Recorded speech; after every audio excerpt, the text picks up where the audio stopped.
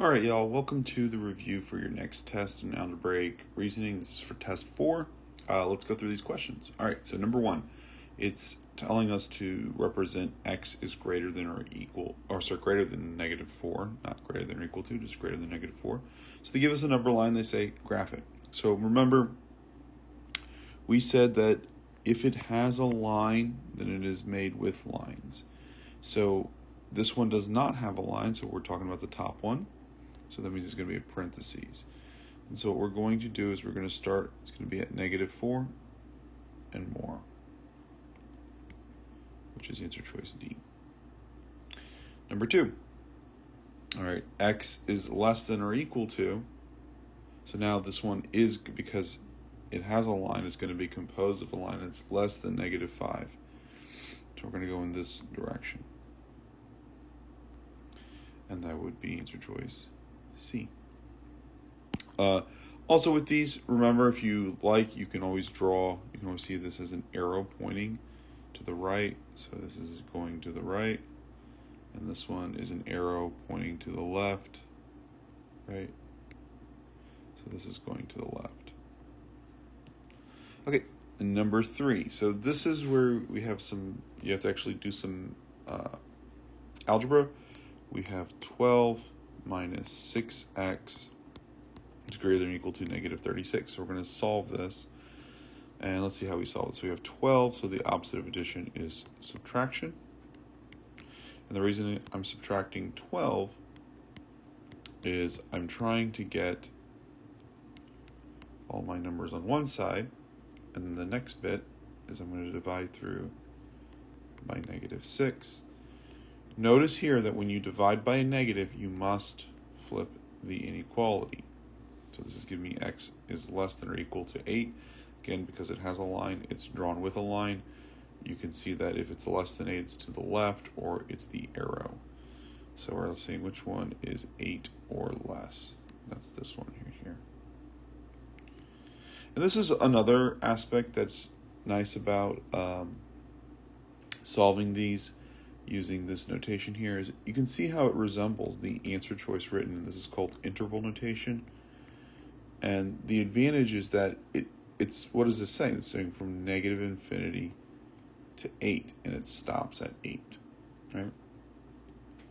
Okay, what is 5% of 30? So we've talked about how to solve these. We're going to go word for word. What is the variable? Is equal 5%. Percent is out of 100. Of means multiply. 30 is 30. And we just solve that. So solving this, you can type, if you want to, you can just type this in the calculator. I'm going to do this. The 0 and the 0 cancel out. 5 goes into 10 2 times. I'm left with 3 over 2, which is 1.5. Okay, so let's just keep going. Next one, same thing. Write the number. We know is means equal. 135% is 135 out of 100 of what? Of multiply. I guess I should keep pointing at these. And then we just solve that. So I'm going to rewrite this as 21.6 equals x times 135 over 100, so that you can easily see that the next step is to multiply by the reciprocal.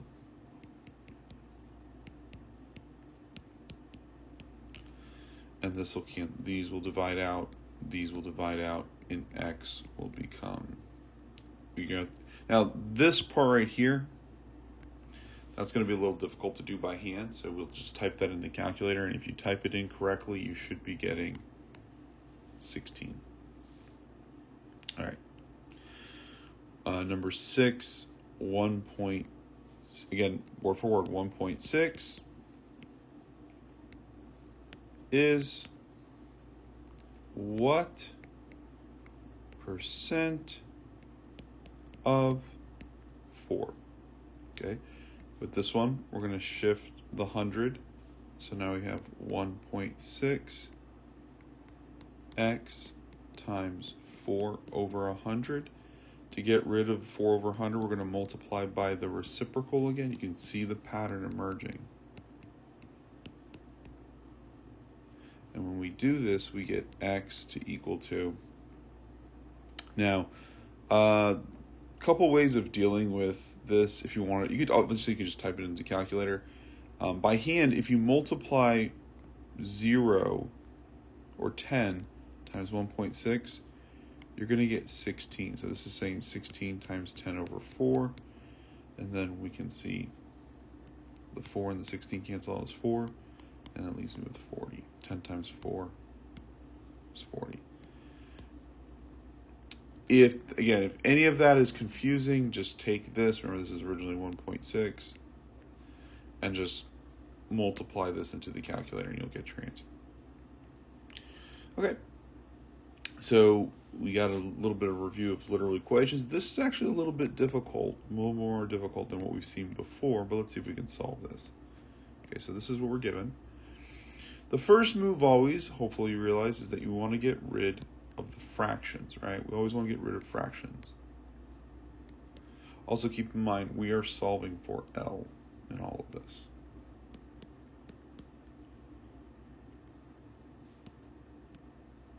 Okay, so if we're solving for L, that means we want to get rid of the P. So we'll subtract P. Okay.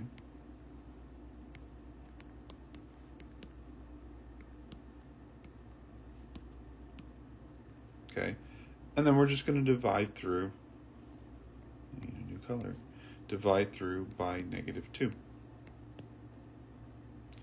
So 2w minus p over -2 equals L. Now, let's see if that's an answer choice. So we know we have 2w minus p on top. Well, I see a p plus 2w as c and a p minus 2w, so it's going to be one of those. These have to be wrong. But it's not exactly written the same way. So what we can do, keep in mind that this is a -1 here, right? So we can put the -1 on top and then have 2. And then I'll distribute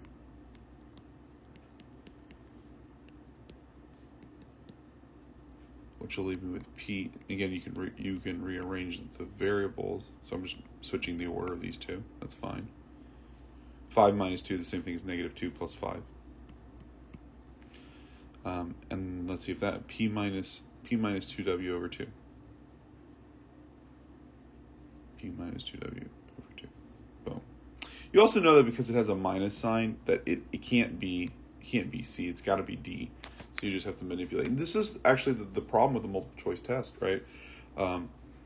Your answer is not necessarily the answer, right? You got to find it. Okay. So this one is, we've seen this sort of question before. V equals LWH. The goal is to get H by itself. So if we're multiplying, then the opposite multiplication is division. V over LW is H. There you go. All right, so you can see here I'm reviewing questions that we've seen in the past. Let's tackle this. Now, as I rewrite this, I hope that you're thinking, I don't like decimals, but I can easily get rid of them by multiplying through. So I'm going to multiply through by 10. So this is 19 minus 25x equals -14 minus 14x. And then we're going to go through and we're just going to combine like terms. So I'm going to do this. I'm going to actually add 25x. And the reason I'm adding 25x is I want to keep it positive as long as possible. And then I'm going to go through and I'm going to add 14. Same reasons, trying to keep it positive, but also trying to get x by itself. And then we see, oh, it's nice, comes out easy. Divide through by 11, x is 3.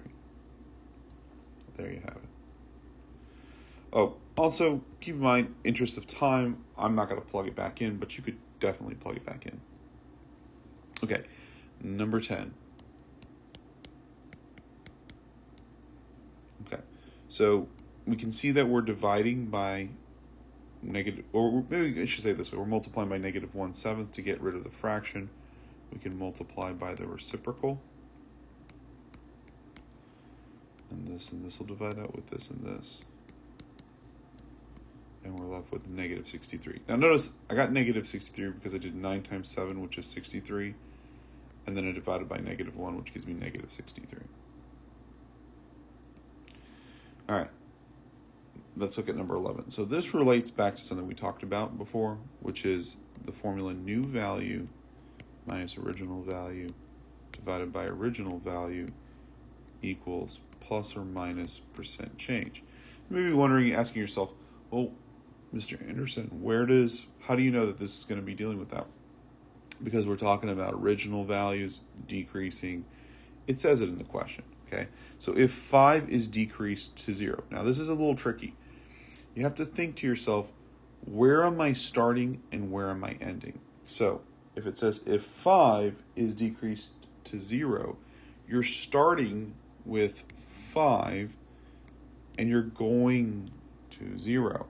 So this would be my original value and this would be my new value. So this becomes 0 minus 5 over 5.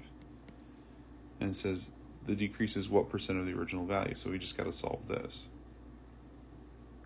So equals plus or minus percent change. So this is interesting because when you solve this, this is just negative 5 over 5, which is negative 1.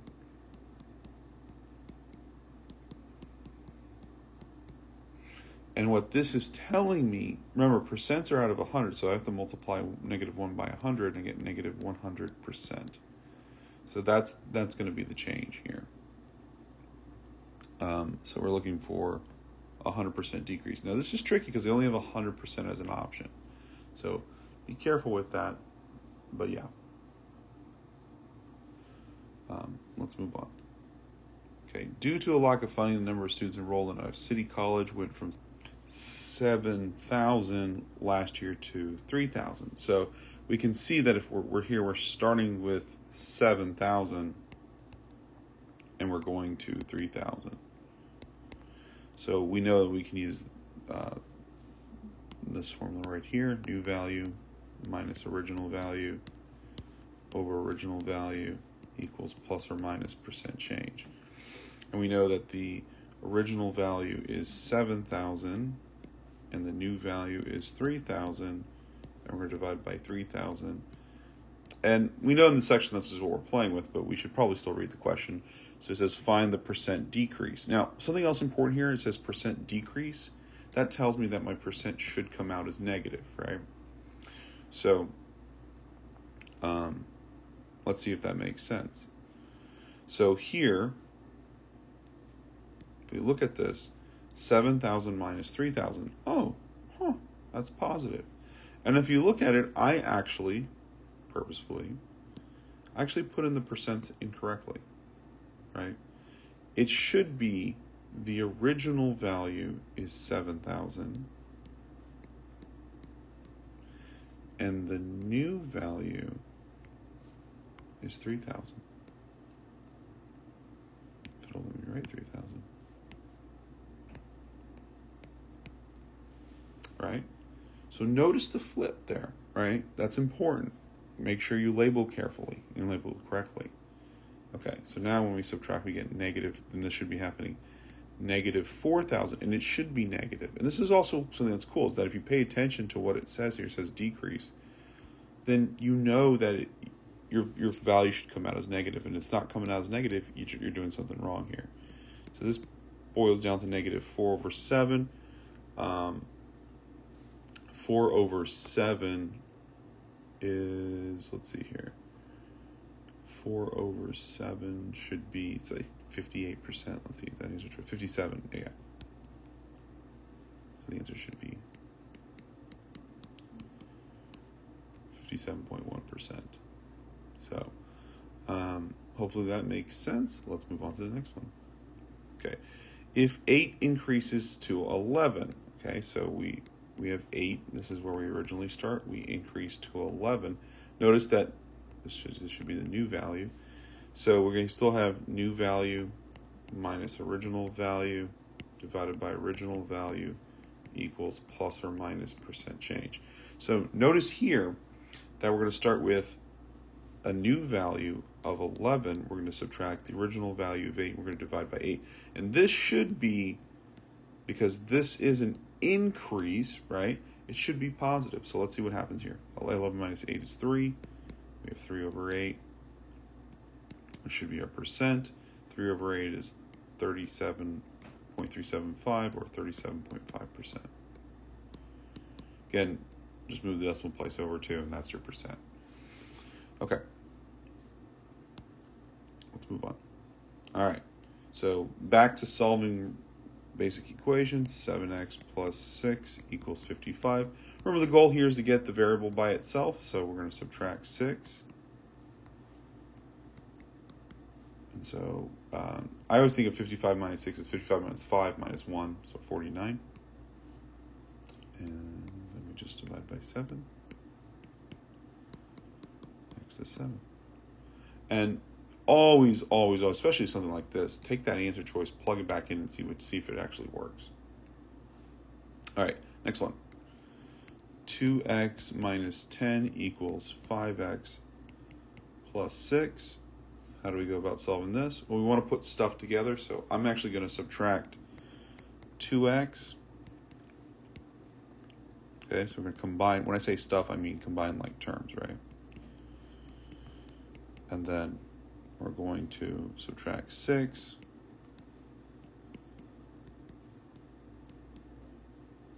And I like this question because it illustrates that your answer does not have to come out pretty. So negative 16 over 3, that is a viable answer choice. Okay, next one. 4x plus 6 times parentheses negative 2x minus 3 equals negative 17 minus 9x. And what we're going to do here, if you have any doubts, distribute first, right? So this is going to be negative 12x minus 18. Everything else is the same. Okay. And then before you start moving things around and putting terms together, see if you have any like terms. So here we have 4x, negative 12x. We can put those together. Makes my life easier. Then, now I'm going to start moving things around. Now notice here, I'm going to take the back 9x and put it with the 8x because that would make it positive. So I'm trying to keep things positive. And then I'm going to take the 18 and I'm going to move it over. Now I have no choice, but it actually comes out positive and x is 1. And so there's my answer. Okay. Again, I'm not doing this for the sake of time, but you can take one and you can substitute into every x and see if it's true. And this one is, it's so easy to do this because it's 1, right? So this is just 4 plus 6 minus 2 minus 3 equals negative 17 minus 9. And it's so obvious that, right, this is so easy to do. I'm just going to go ahead and do it. So this is negative 5 times 6 is negative 30. Negative 30 plus 4 is negative 26. Negative 17 minus 9 is also negative 26. I am correct. Next question. All right, so here I'm going to distribute. Remember, if you have no doubts or any doubts of what to do, you can always distribute. Okay, again, combine like values, subtract 7y.